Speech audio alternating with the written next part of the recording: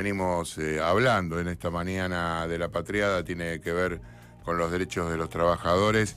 Qué mejor que establecer un diálogo con uno de los representantes de la CGT, esta nueva conducción asumida hace poco tiempo, poco más de 2 meses. Estamos hablando de Jorge Sola, titular del sindicato de Seguro.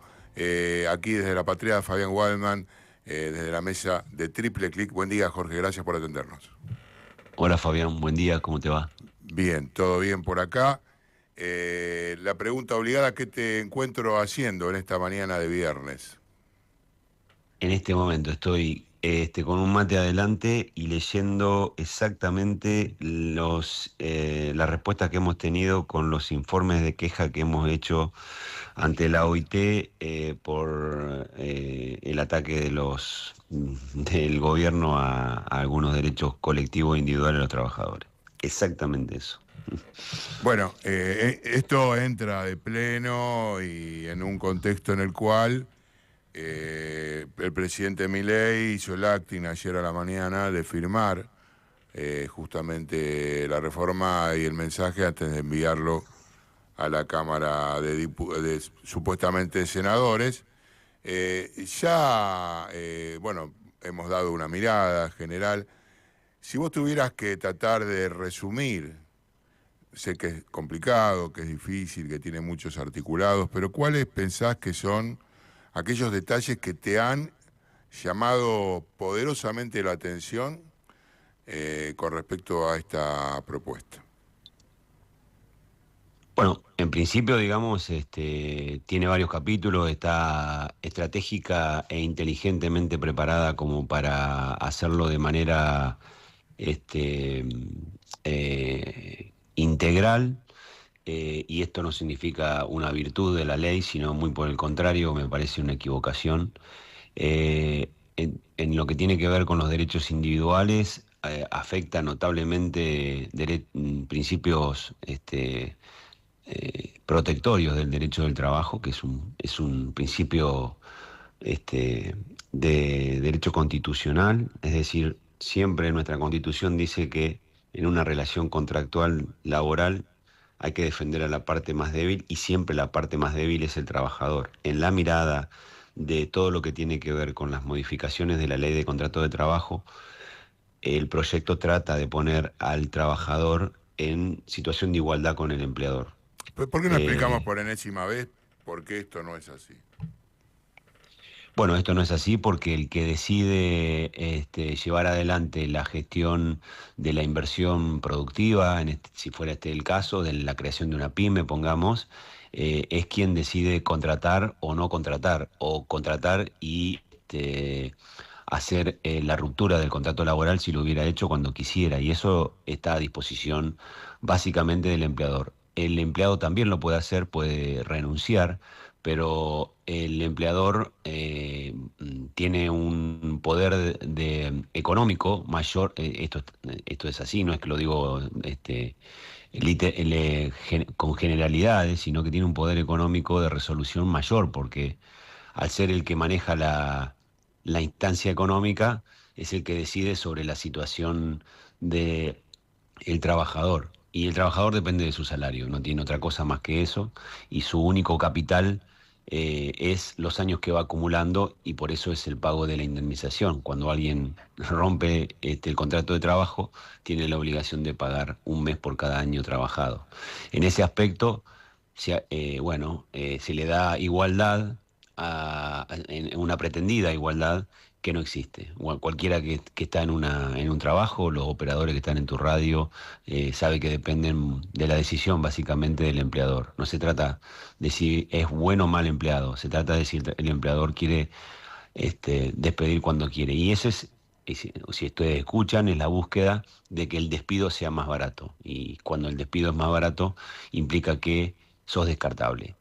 Entonces se olvidan de la función primordial del trabajo, que no es solamente una función económica, que es esto así, lo que está en el proyecto de ley, sino que es una función de orden social. Es decir, el trabajo, y así lo manifiesta, vuelvo a insistir, con nuestra Constitución, porque es importante, y los tratados internacionales. El trabajo no es solamente un ordenador de tipo económico y generador de beneficios de tipo económico, como pretende esta teoría económica del Poder Ejecutivo Porque, Nacional, sino que ordena socialmente la persona que ejerce ese trabajo. Lo hace digno, puede tener su casa, puede tener el estudio para sus hijos, la vestimenta, y vuelvo a insistir con esto, ordena la sociedad. de hecho, cambia la definición también de la relación, ¿no? La del trabajador pasa a tener otro, otro Sí, contenido. sí, tiene desde que parecen a veces cuestiones inocentes que no lo son, digamos, ¿no? Pero cambios de conceptos de trabajo que debilitan la interpretación. Hay un principio que cuando hay un conflicto, la justicia, los medios de conciliación obligatoria en algunos casos, tienen la obligación de interpretar cualquier duda siempre en favor del trabajador. ¿Por qué? Porque, otra vez, es la parte más débil. Esto lo sacan, esto lo sacan. Directamente lo eliminan. Directamente lo sacan y en todo caso lo dicen con otras palabras que se van a analizar las cuestiones objetivas. ¿Quién las va a analizar? Un juez. ¿Cuáles son las cuestiones objetivas? La cuestión objetiva es que hay alguien que tiene más debilidad para negociar, que es el trabajador. Y por eso existen los sindicatos. Los sindicatos no se arman porque hubo un dirigente gremial que decidió armar una asociación gremial, como a veces sucede en Estados Unidos. Los sindicatos se arman porque los trabajadores empiezan a agruparse entre sí, a consultar que tienen las mismas necesidades y que por lo tanto se dan cuenta que codo a codo, mano a mano, más gente empiezan a tener más posibilidades de lograr negociaciones con los empleadores. Y Ahora, bueno, efectivamente también van en contra del debilitamiento de la estructura de representación. ahora, el gobierno en la conferencia de prensa que brindó el miércoles, Adorni dijo que no iba a incluir el famoso 3% de los sindicatos, lo dijo taxativamente, y esto finalmente aparece en el proyecto. La CGT vino asistiendo a las reuniones del Consejo de Mayo y a la única en la cual no estuvo presente fue justamente la del cierre. ¿Cuál es efectivamente el grado de diálogo que ha tenido, si podés explicar un poquito con más detalle, la CGT y en qué contexto con el gobierno nacional, especialmente después de lo sucedido en las elecciones del 26 de octubre? Nosotros no le rehuimos a ningún diálogo que tenga que ver con la modernización y la búsqueda de beneficios para el mundo del trabajo, para mayor formalización, para mayor generación de empleos. La CGT nombró a un representante para que esté en ese lugar y que llevara las propuestas que tiene el movimiento obrero. Ninguna de esas propuestas fue escuchada, ninguna, ninguna. Si ustedes miran el informe del Consejo de Mayo, que son más de 400 hojas, y que si vos estuviste en la conferencia de prensa de Adorni, pícaramente deja pasar por alto algunas cosas, como por ejemplo que la primer posición que toma ahí la representación de los trabajadores es advertirles que todos los proyectos sobre reforma laboral que se estaban discutiendo y que traían los distintos actores que estaban allí, desde el ministro de Desregulación hasta el gobernador, hasta la senadora, hasta el representante de la Unión Industrial Argentina, iban en contra de los intereses de los trabajadores. Lo dice página 288, argentina.gov.ar, como dice Adorni, página 288.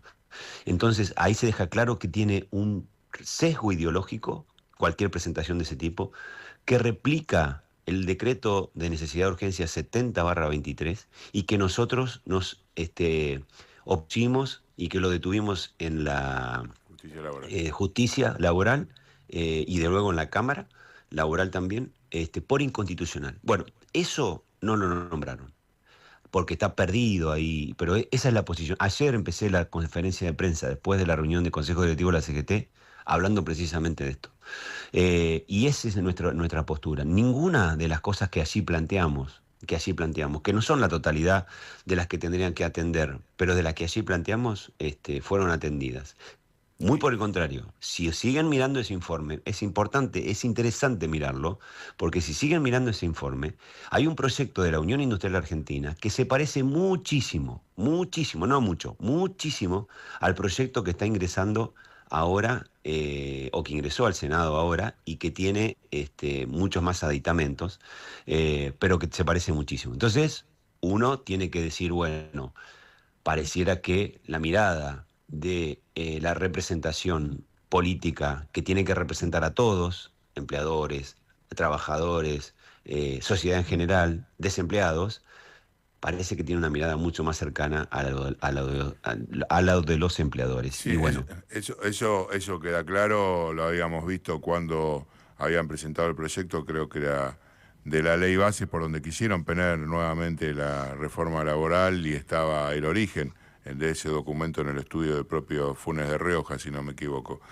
Pero lo que uno trata de discernir es cuánto efectivamente de, eh, de volumen tiene que tener ese diálogo en función de algunas cuestiones que algunos, inclusive senadores, están manifestando, como por ejemplo la posibilidad de que haya acuerdos por algunas empresas, como lo plantea creo que la senadora Carolina Moisés, en caso de los ingenios azucareros. ningún problema, ningún problema. Si nos dicen, de hecho, funciona así. Hay gremios de los que se llaman grandes. Esmata, por ejemplo, que tiene convenio por empresa. Esmata tiene convenio con las principales automotrices y una por cada uno de ellos, pero no lo firma solamente la representación de esa empresa.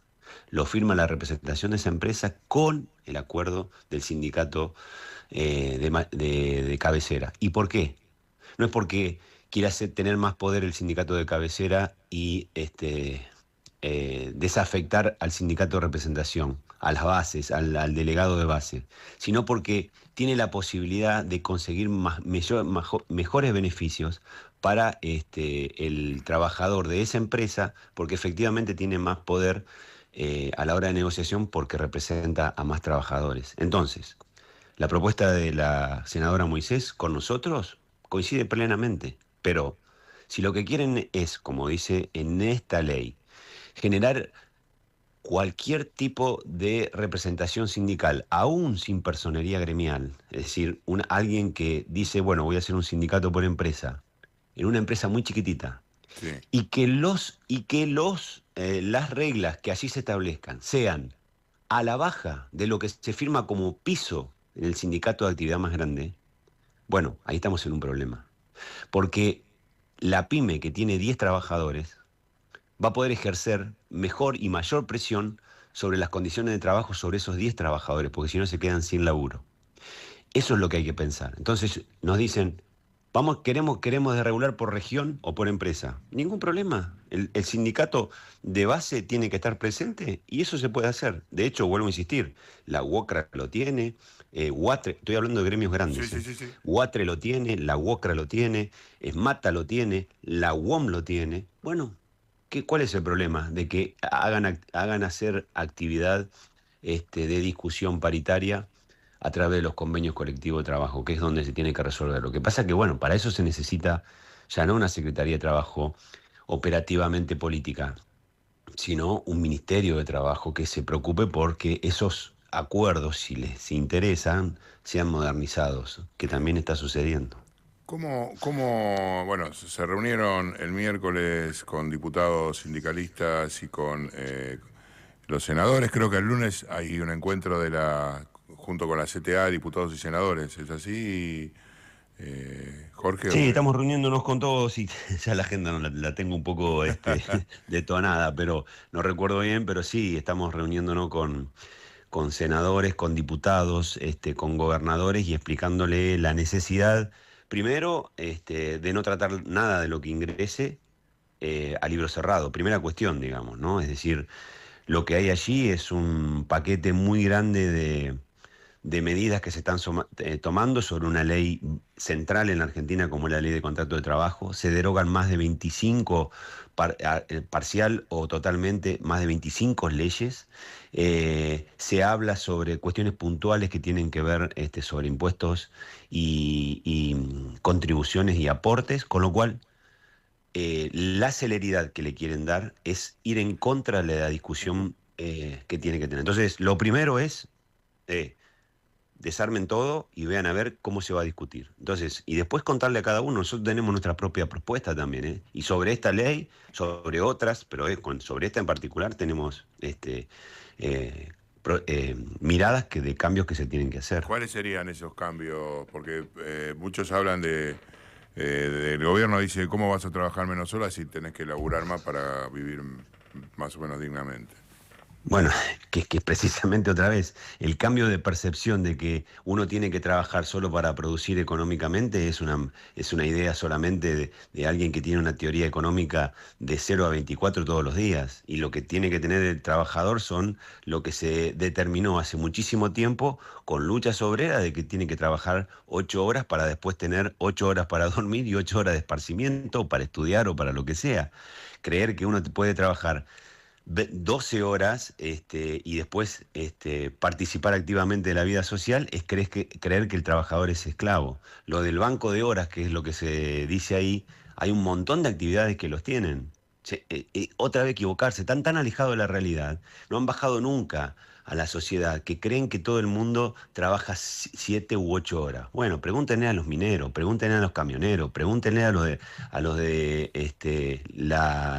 el agro. Pregúntenle a toda esa gente que trabaja mucho más y que algunos se van un día lunes y vuelven a los 15 días, como los petroleros, o el camionero que se va 7 días de su casa.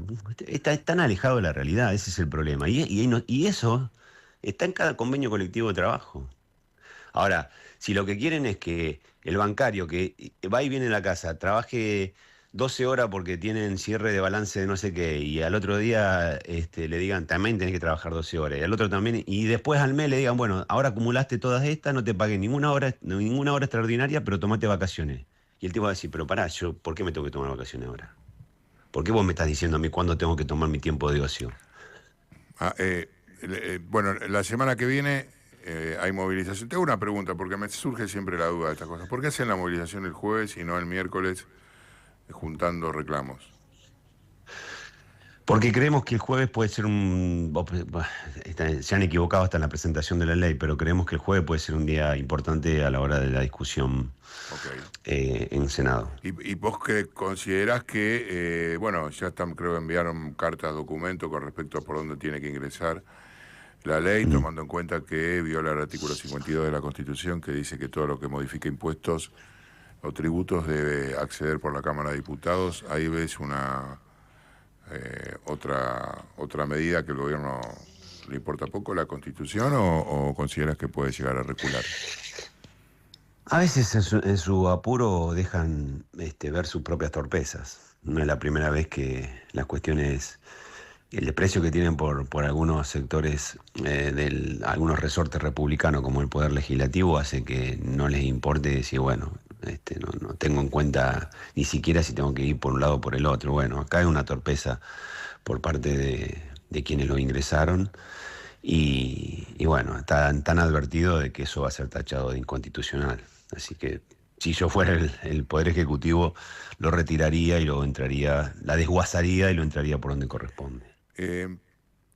¿Cómo está la relación con los gobernadores? Porque está claro que el gobierno está en un tiro y afloje, recibió en las últimas 48 horas, entre otros, a Jalil, a Sáenz, a Figueroa, tratando de cerrar el presupuesto y de la mano de esto, por supuesto, conversando todas las otras cosas. ¿Cómo ven ustedes la mirada en un Senado, bueno, que es donde más posibilidades hay efectivas de llegar a rechazar en caso de que avance esta reforma? Tienen 28 senadores, necesitan 9 más. Estamos hablando con todos. Por supuesto, los 28 que hemos hablado el lunes, estamos hablando con los senadores que que están para disposición de tomar una medida respecto de una posición respecto de esto, y lo estamos haciendo con enorme responsabilidad y seriedad. Así que tenemos ahí serias ¿Cuál esperanzas. es tu mirada sobre los gobernadores peronistas? Me vas a tener que disculpar, pero tengo que atender a un colega tuyo. La última. ¿Cuál es con esta cierre? Muchísimas gracias por la deferencia de atenderme. ¿Cuál es tu mirada sobre los gobernadores peronistas que ahora están, digamos, de alguna manera dialogando tanto con el gobierno y accediendo a algunas cosas, digamos? Bueno, primero cada gobernador tiene que defender los intereses de su provincia, y eso implica también tener que golpear todas las puertas necesarias para que le den las coparticipaciones que corresponden, los derechos y demás. Creo que han logrado poco en este aspecto, pero tienen que entender en esa mirada que los que lo votaron son trabajadores y que tienen que defender los intereses de los trabajadores. Y inclusive, con más atención a aquellos que vienen de defender los conceptos de justicia social, tienen que ponerse a la cabeza de defender la integridad del derecho del trabajo antes que la del derecho del empleador. Muchísimas gracias, Jorge Solá, uno de los triunviros de la CGT. Muy amable por estos minutos con la patria, como siempre. Luces en tu radio. En el 102.1 FM La Patria.